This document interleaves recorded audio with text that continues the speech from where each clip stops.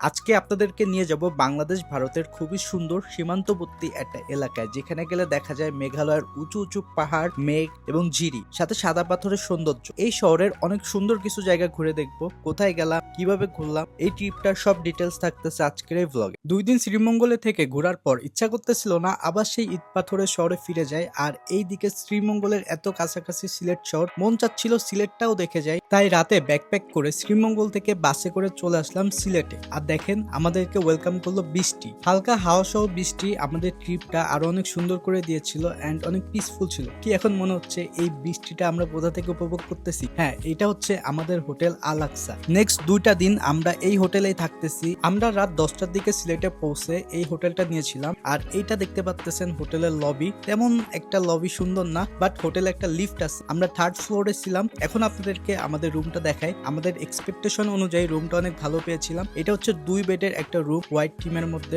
আলনা ছিল, সোফা ছিল, টিভি ছিল, মিরর ছিল।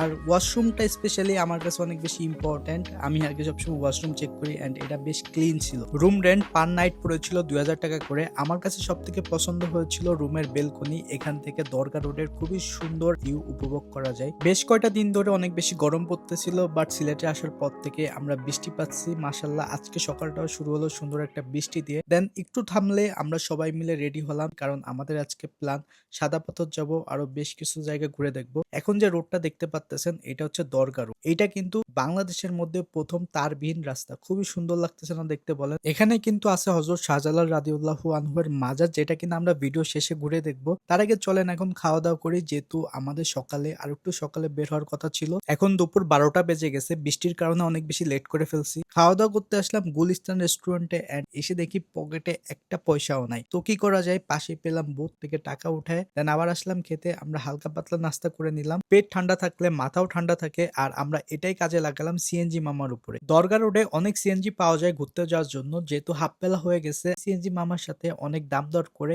1000 টাকা ঠিক করলাম সাদা পাথর ঘুরতে যাব। এখন আমরা জার্নি করব প্রায় 35 কিলোমিটার সিলেট থেকে সাদা পাথর পর্যন্ত। পুরোটা পথই প্রকৃতি তার সৌন্দর্যে বিমোহিত করবে যে কাউকে। সিলেট নগরীর সীমানা ছাড়ালেই লাক্কাতুরা চা বাগান, সারি সারি চায়ের গাছ দেখতে দেখতে আমরা যাচ্ছিলাম অনেকটা পথ। বাংলাদেশের প্রথম চা বাগান এটি। একদিকে সবুজ মাঠ, দূরে পাহাড়, এমন একটি রাস্তা দিয়ে সুন্দর একটা রোড ট্রিপের পর আমরা পৌঁছে গেলাম সাদা পাথরের 3 নাম্বার গেটে। এখানে যে সারি সারি বোটগুলা, এগুলাই আমাদেরকে নিয়ে যাবে সাদা পাথরে। কিন্তু সমস্যা হলো আমরা 3 জন, লোক লাগবে 8 জন। কিছু সময় ওয়েট করে একটা গ্রুপের সাথে কথা বলে বোটের টিকিট নিয়ে আমরা এখন হারিয়ে যাচ্ছি এই নদীটা দিয়েই সাদা পাথর। এই নদীটা খুবই সুন্দর। পাহাড় আর নদীর সৌন্দর্যে আমার চোখের পলকই পড়তেছিল না। এত সুন্দর সুন্দর চারপাশের সিনারিও বলে বোঝাতে পারবো না। আমার তো চোখ বন্ধ করতে ইচ্ছা করতেছিল না। যাই হোক, চলে আসলাম দ্বীপে। দ্বীপ কেন বললাম এটা একটু পরেই বলতেছি। তার আগে আমার প্রচন্ড ক্ষুধা লাগছে। এখানে পেলাম ভাজা পোড়া আর ডাব। ভিউ উপভোগ করতে করতে একটু খাওয়া দাওয়া করে নিলাম। এটা বাংলাদেশ ভারতের সীমান্তবর্তী এলাকা। দূরের উঁচু পাহাড়গুলো সব ভারতের। এই পুরো সাদা পাথর এরিয়াটা মনে হয় একটা দ্বীপ। যথেষ্ট গরম ছিল, মনে হচ্ছিল মরুভূমির কোনো এলাকায় আসা হয়েছে। কিন্তু এখানে ঝর্ণা থেকে নেমে আসা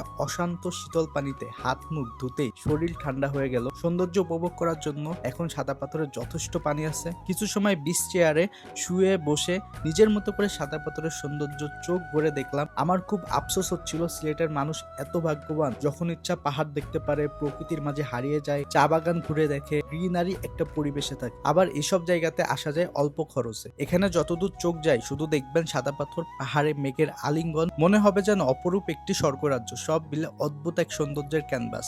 ছোট ছোট তাঁবুর মধ্যে কিছু শপ ছিল, যেখানে সাবান, শ্যাম্পু, লোশন, বিভিন্ন চকলেট পাওয়া যায়, যার বেশিরভাগই আসে ইন্ডিয়া থেকে। সানসেট যাওয়া অব্দি আমরা চা হাতে পাহাড় সবুজের সমারোহ উপভোগ করে ট্রলারে করে আবার ফেরত আসলাম ঘাটে। আমরা সকালেই এই সিএনজিটা হাফ বেলার জন্য 1000 টাকায় ঠিক করেছিলাম, যেটা আমাদের জন্য ওয়েট করতেছিল। সেই সিএনজি করে আবার আমরা ব্যাক করি। হোটেলে ফিরে একটু ফ্রেশ হয়ে চলে আসলাম খেতে পানশিতে। বলতে গেলে সারাদিনে কিছুই খাওয়া দাওয়া করা হয়নি। পানশি থেকে আমরা নিয়েছিলাম সব বাংলা খাবার, বিভিন্ন রকমের ভর্তা ছিল, মাংস ছিল। পানশির খাবার আমার খুব ভালো লেগেছে, আর এটা সিলেটেও অনেক ফেমাস। খাওয়া দাওয়ার পরে রাতে রাতে সুন্দর একটা ঘুমের পর আমাদের আজকে শেষ দিন সিলেটে, তাই ঘুরতে আসলাম হযরত শাহজালাল রাদিয়াল্লাহু আনহু এর মাজারে। ভেতরে অনেক কবুতর, অনেকে খাবার দাবার দিচ্ছে, উড়াউড়ি করতেছে, দেখতে বেশ ভালো লাগে, সুন্দর লাগে। শুনেছি এই কবুতরগুলো এখানে নোংরা করে না। সুন্দর আর্কিটেকচারের মসজিদ আছে এখানে, যেটা বেশ ভালো লাগছে আমার কাছে। মাজারের ভেতরের অন্যতম একটা আকর্ষণ হলো এখানে নাকি সোনার শিং মাছ দেখা যায়। খুঁজতে খুঁজতে গেলাম সেই জায়গাটা। আমার মতো আরো অনেকে আগ্রহ নিয়ে দেখতেছে যে এখানে আসলে শিং মাছ দেখা যায় কিনা, সোনার শিং মাছ আর কি। যাই হোক, আপনারা কখনো কেউ দেখলে বা ছবি থাকলে কমেন্টে অবশ্যই আমাকে দিবেন। আমি অবশ্য দেখতে পারি নাই, সো আমার ভাগ্যে হয়তো ছিল না। আজকের ব্লগটা এখানে শেষ করতেছি। দেখা হবে পরবর্তী কোনো ভিডিওতে। সে পর্যন্ত সবাই ভালো থাকবেন, সুস্থ থাকবেন।